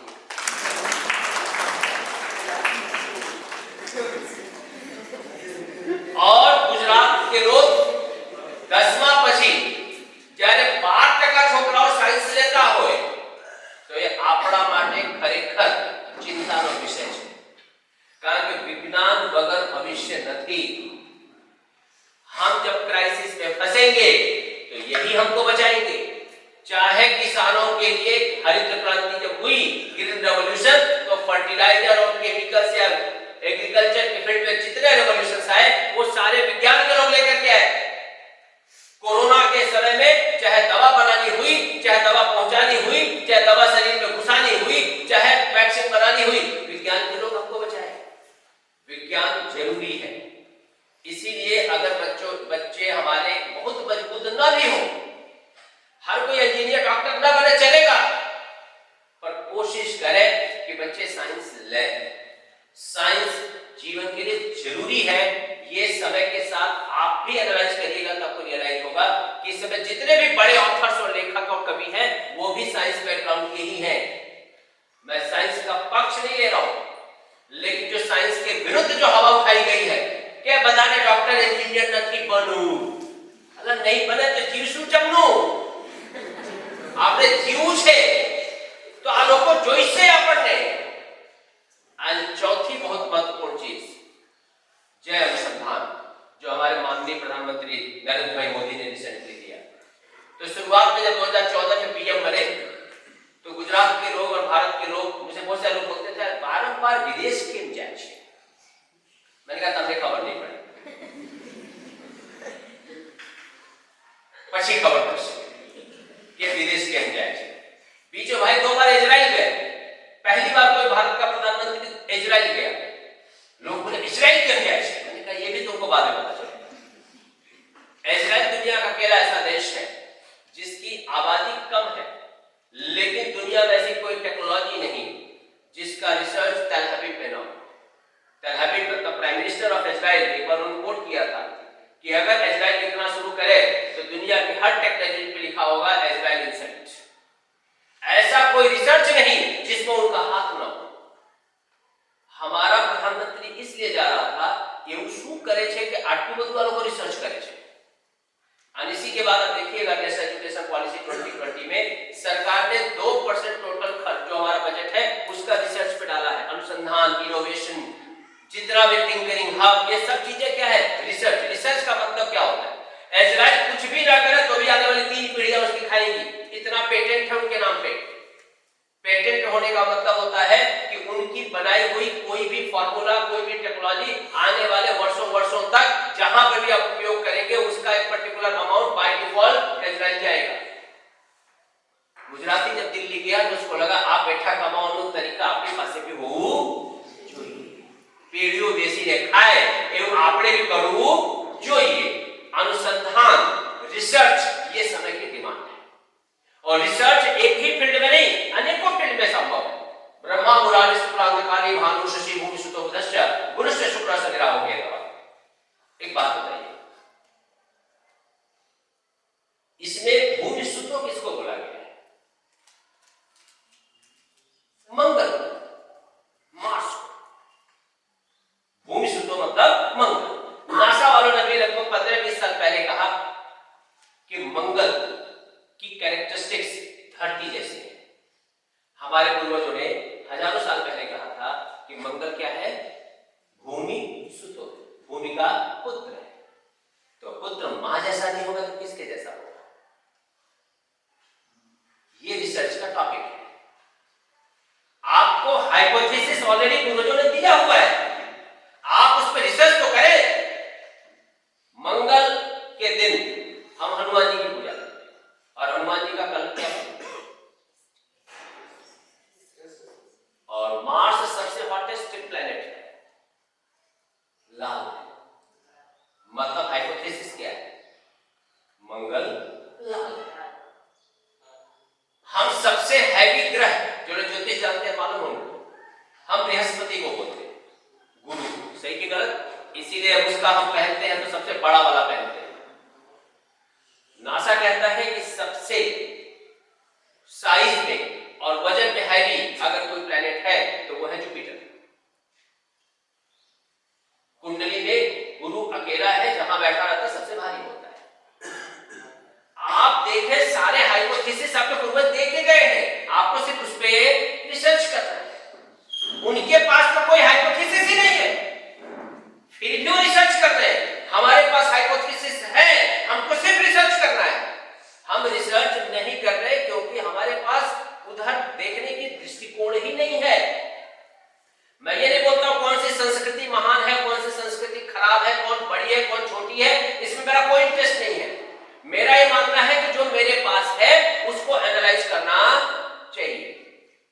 हमारे इस रीजन का, ये समुद्री इलाका है, इस इलाके में जो खाना सबसे सुपाच्य मेरे शरीर के लिए है उसी खाने को और बेहतर कैसे बनाया जाए इस पर डिस्कशन होना चाहिए। यहां पे आके अगर मैकडॉनल्ड अपना बर्गर खोलते हैं ये हमारे लिए दुख का विषय है, क्योंकि हमारे शरीर के अनुकूल नहीं। रिसर्च कौन करेगा? ये हम करेंगे।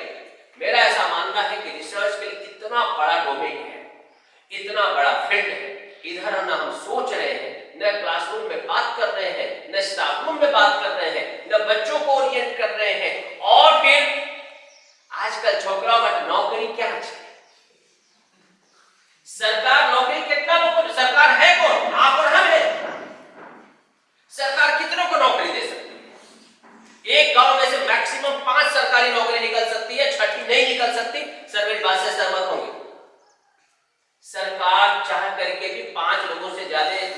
सरकारी नौकरी एक गांव में से नहीं दे सकते। तो बाकी लोगों को करना क्या है? जब तक हम रिसर्च की तरफ नहीं जाएंगे तब तक देश का कोई भविष्य नहीं है। और इसीलिए सरकार ने चौथा मंत्र दिया, जय जवान, जय किसान, जय विज्ञान और जय अनुसंधान। रिसर्च की तरफ हम जाए, और रिसर्च पुरानी थीसिस कंट्रोल सी कंट्रोल भी करना रिसर्च नहीं है। किसी का रिसर्च कॉपी मार लेना रिसर्च नहीं है। नई चीज ढूंढना रिसर्च है, और ढूंढने के लिए हमारे पास पूरे का पूरा सौराष्ट्र पड़ा हुआ है, और इसके लिए कोई अहमदाबाद बड़ोदरा जाने की जरूरत नहीं है। हमारे अपने गांव में ही हम बहुत सारे रिसर्च कर सकते हैं। इस समय जो सबसे बड़ा स्कोप है बिजनेस का वो है टूरिज्म। टूरिज्म की तरफ सरकार का खूब ध्यान है, इसलिए सरकार ने नेशनल एजुकेशन पॉलिसी 2020 में अंग्रेजी को विदेशी भाषा मानने से मना कर दिया और बोला कि फॉरेन लैंग्वेज सिखाओ। फॉरेन लैंग्वेज क्या? जर्मन सिखाओ, फ्रेंच सिखाओ, रशियन सिखाओ, पोलिश सिखाओ, इटालियन सिखाओ। आप उनको अलग अलग फॉरेन लैंग्वेज सिखाओ, क्योंकि अंग्रेजी नो मोर फॉरेन लैंग्वेज। अंग्रेजी में इतने हिंदी और हमने अपने भारत की भाषाएं घुसाई है कि अब तो शेक्सपियर है तो सुसाइड कर ले। इतना अंग्रेजी शब्द हमने अंग्रेजी में हिंदी शब्द घुसाए हैं, अब तो अंग्रेजों को हमारी डिक्शनरी देखनी पड़ती है कि आज शब्द क्या किया है। एक्चुअली क्या था कि अंग्रेजी कोई भाषा नहीं थी, तो उन्होंने बोली थी, जैसे अपने सौराष्ट्र में गुजराती भाषा थी और काठियावाड़ी बोली थी, तो अंग्रेजी एक बोली थी, तो उन्होंने फ्रांस और अलग अलग जगहों से शब्द उठा के भाषा बनाई। तो चोरी करके भाषा बनी थी। हमको पता चल गया कि पूरा खोखला है, तो हमने हमारा दन दनादन चालू किया, अब पूरा कन्वर्ट कर दिया। अब पॉइंट ये है, हमारा सबसे बड़ा बिजनेस अपॉर्चुनिटी है यूरोप में। अभी तक हमने यूरोप में बहुत बिजनेस नहीं किया, और यूरोपियंस को अंग्रेजी पसंद नहीं है, और यूरोपियन भाषा हमको आती नहीं है। तो हम वहां पे बिजनेस करेंगे कैसे? जब यूरोपियन भाषा सीखेंगे। तो कैसे सीखेंगे? टूरिज्म अगर हमको डेवलप करना है, अंतिम आपको बात बताऊंगा, उसको बात खत्म करूंगा। इसी से मैं एक बार आपसे कितने लोग दिल्ली गए? दिल्ली में एक बाजार है जिसका नाम है सरोजिनी मार्केट। एवं છે ને તમે બાર્ગેનિંગ કરી શકો। अच्छा, आप में से कितने लोग हॉस्टल में रहे हो? बस यही लोग हैं जिन्होंने स्वर्ग देखा है। हॉस्टल धरती का स्वर्ग है। मेरा मानना है कि जो आदमी हॉस्टल में नहीं रहा वो अब जाएगा तभी स्वर्ग देखेगा, लेकिन जो हॉस्टल में रहा है उसने जीते जी स्वर्ग देखा है। ठंडी का सीजन चल रहा है, हॉस्टल वालों की सबसे बड़ी खूबसूरती कि जब शाम को इसी चादर में घुस के सोना है तो सुबह फोल्ड क्यों करता है? बुखार से हो चुकी है। आप घर पे रहो और आप एक नया शर्ट लेकर के आए, आपने बेड पे रखा, नहाने गए, लौट के आए और आपका शर्ट आपका भाई पहन के चला जाए, तो घर पे क्या हालत होती है? पानीपत की चौथा युद्ध। सेम सिचुएशन आप हॉस्टल में देखो। आप नया ड्रेस लेके आओ, बेड पे रखे, नहाने गए, लौट के आए, आपका रूममेट पहन के जा चुका है, गुस्सा नहीं आता, अंदर से गौतम बुद्ध आते, मर्यादा पुरुषोत्तम श्री राम आते, जा बेटा जा, जी ले अपनी जिंदगी। अब मैं तेरे कबाड़ का सबसे बढ़िया वाला शर्ट पहनूंगा। ये भावना हॉस्टल में डेवलप होती है। आप परफ्यूम लेके आओ, बोतल आपके पास, परफ्यूम पूरे फ्लोर के हर किसी के बॉडी में। नाश्ता 2 दिन से ज्यादा अगर हॉस्टल में आपका चला है तो आप समझ जाओ कि आप हॉस्टल में नहीं, आप होटल में। आप कितने भी लॉक लगा लो, हॉस्टल में 2 दिन से ज्यादा नाश्ता नहीं टिकता। हॉस्टल व्यक्ति को पूर्ण पुरुषोत्तम बनाता है। और जो आदमी 5 साल हॉस्टल में रह जाए तो शादी के बाद अगर सास ससुर का दखलंदाजी ना हो तो मैं दावे के साथ कहता हूं कि उनका कभी डिवोर्स नहीं हो सकता, क्योंकि ऐसा कोई खाना नहीं जो हमने खाया नहीं। तो मैं 14 साल हॉस्टल में रहा हूं और मैं चाहता हूं कि बच्चों को मोटिवेट करें कि हॉस्टल में जाके 4-5 साल रहे। कई लोग भावुक हो गए, हॉस्टल जा चुके हैं, वापस आते थे हॉस्टल। तो हॉस्टल वालों की एक सबसे बड़ी स्किल होती है बार्गेनिंग, क्योंकि अधिकतर समय खिस्सा खाली होता है। જાણવું હોય કે કોની પાસે પૈસા આને કેવી રીતે કઢાવવું। तो मैं सरोजिनी मार्केट में प्रोडक्ट लेना चाह रहा था, उसकी कीमत थी लगभग 2800 और मैं 500 देने को तैयार था। बात शुरू हुई। अब मैं ठहरा हूँ यूपीआई, बोलना हमारा पहला पेशा है, तो हमने बोलना शुरू किया, दुकान वाले ने बोलना शुरू किया, बात चलती रही। मैं 550 तक गया, वो 1900 तक आया। अभी डील लगता था क्लोज हो जाएगी, तब तक वहां पे 8-9 यूरोपियन लड़कियां, एक तो यूरोपियन और उसमें लड़कियां। अब वो लारी वाला जो है मुझे बाजू में किया और लड़कियों को उसने फोकस किया। मैं वहां पे खड़ा पीएचडी होल्डर, दुकानदार और लड़कियों के बीच की बात को समझने की कोशिश कर। आप मानेंगे नहीं, वो लगभग 12 मिनट के इंटरेक्शन में उस दुकान वाले ने 8 प्रोडक्ट बेचे, लेकिन इस पूरे 12 मिनट के इंटरेक्शन में 10-15 शब्दों के अलावा मुझे कुछ समझ में नहीं आया। मैं शॉक्ड। जो ही लड़कियां गई, मैं दुकान वाले के पास फिर गया। मैंने कहा 700 वापस। मैं पहले एक को तो मैं कई भाषा में बात करता था। दुकान वाले ने बताया कि मैं स्पेनिश में बात करता। मैंने दुकान वाले को देखा, लारी चला रहा था। मैंने कहा स्पेनिश क्या भाषा में दिख रहा है? बोला 9वीं पास, मतलब 10वीं फेल होगा। 10वीं फेल स्पेनिश, ऐसे का स्पेनिश कर सकता। बोला मुझे 15-20 भाषा आती है। जीवन में पहली और अंतिम बार मुझे आत्महत्या करने की इच्छा हुई। मैं सोचा मतलब 15-20 विदेशी भाषाएं, 9वीं पास, यहाँ पे 9 दुनिया में 18 पास, छठाई मैंने मुश्किल से अंग्रेजी आती है। मैंने कहा कैसे? उसे बताया पूरी भाषा नहीं आती। हमारी पूरी बाजार में आपको 30-35 लोग मिल जाएंगे, हमने हर भाषा के 25-30 लाइनें रट रखी है, वो की काटी। હવે કોઈ આવે ને પૂછી લેવા તમે ક્યાં ના, ધારો કે પોર્ટુગાલ, ઓ તો સમજી જાવ પોર્ટુગીઝ, એટલે પોર્ટુગીઝમાં આપણે 20 લાઈનો વાપરવાનું કે આ સૌથી સારામાં સારું છે, આ તમારા સ્કિલ ઉપર બહુ સારું લાગશે, આ છેલ્લું પ્રોડક્ટ છે, આનાથી વધારે સસ્તો મળે તો મફત આપી દઈશ। अब 20 लाइन में काम થઈ જાય અને ધારો કે 20 લાइन में ના થાય તો પછી પાછો 20 માંથી 4-5 લાઈનો રિપીટ કરતું રહેવું। आप एक बात बताइए, एक छोटा सा लारी चलाने वाले को मालूम है कि प्रोडक्ट विदेशियों को बेचने के लिए उनकी भाषा में बात करनी जरूरी है। आपनी पासे એવું સરસ ટુરિઝમનો વિસ્તાર છે, આટલા બધા વિદેશીઓ આવતા હોય અને જો આપણે 10-15-20 ભાષાઓ ઉપર આપણા છોકરાઓને તૈયાર કરીએ તો કેટલું મોટું માર્કેટ આપણે ઊભું કરીએ। आने वाले समय में टूरिज्म डेवलप करना है तो हमारी संस्कृति दिखानी है उनकी भाषा में बोल करके। हमारी संस्कृति को नहीं बदल देना है, हमारी संस्कृति वही रहेगी, पर बातें हम स्पेनिश में आप बोल करके आप बाजरे का रोटला खिलाओ, 4 रोटला खा जाएगा। हमको समय की आवश्यकता है कि अपने आप में बहुत सारे इंप्रूवमेंट करें। अब तो ऑनलाइन एजुकेशन आ चुका है, हम यहाँ बैठ के बहुत सारी चीजें पढ़ सकते हैं। मेरी यूनिवर्सिटी ने भी बहुत सारे ऑनलाइन प्रोग्राम शुरू किए हैं, अनेकों जगह से अवेलेबल है। मैं चाहता हूँ कि आप सब लोग खूब सारा ऑनलाइन कोर्सेज, हर साल बच्चों की प्रोफाइल बढ़ती है, हम वहीं के वहीं रहते हैं।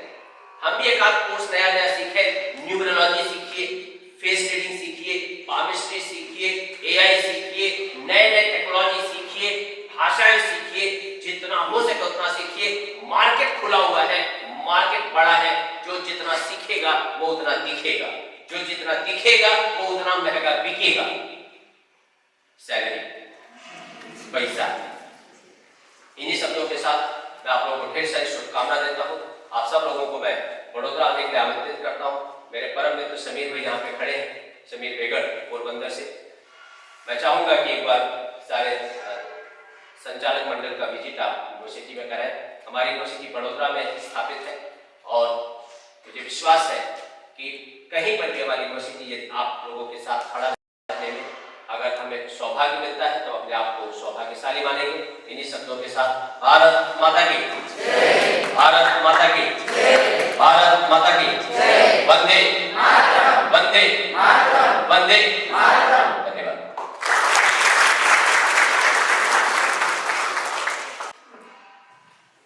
પુનઃ ખૂબ ખૂબ આભાર સાહેબ આપનો. એ થોડાક જ શબ્દોમાં એમને શિક્ષકની વ્યાખ્યા આપી છે અને એકાદ પંક્તિમાં મને કહેવાનું મન થાય શિક્ષક કેવા હોય તો વિદ્યાર્થીને ફક્ત ભણતર નહીં પણ ગણતર પણ શીખવાડે. તેમના જીવનમાં માતા પિતા પછીનું જે સ્થાન બનાવે. ભૂલ પર ભલે અઢળક ગુસ્સો કરે પણ જીવનને સુધારે. શિક્ષા તો કરે પછી સ્નેહ પણ માતા પિતા જેવો જ કરે. સમસ્યાના સમયે સૌથી પહેલી તમારી યાદ જો અપાવે એવું અનેરું સ્થાન વિદ્યાર્થીના જીવનમાં એ પોતાનું બનાવે. ખુદને વિદ્યાર્થીના જીવનનો મિત્ર અને શુભેચ્છક બનાવે. જિંદગીની હરેક પરિસ્થિતિમાં સામે લડતા શીખવાડે. ધોળ કે સંદીપની નહીં પણ ખુદને શ્રેષ્ઠ માનવ બનાવે. ધોળ કે સંદીપની નહીં પણ ખુદને શ્રેષ્ઠ માનવ બનાવે. ખુદને વંદનીય ના સહી પણ યાદગાર ચોક્કસ બનાવે. ખુદને વંદનીય ના સહી પણ યાદગાર ચોક્કસ બનાવે. ત્યારબાદ હું ભીમસેસરને વિનંતી કરું કે તેઓ આવી અને પ્રાસંગિક શબ્દ કહે. ભીમસેસર. નમસ્તે.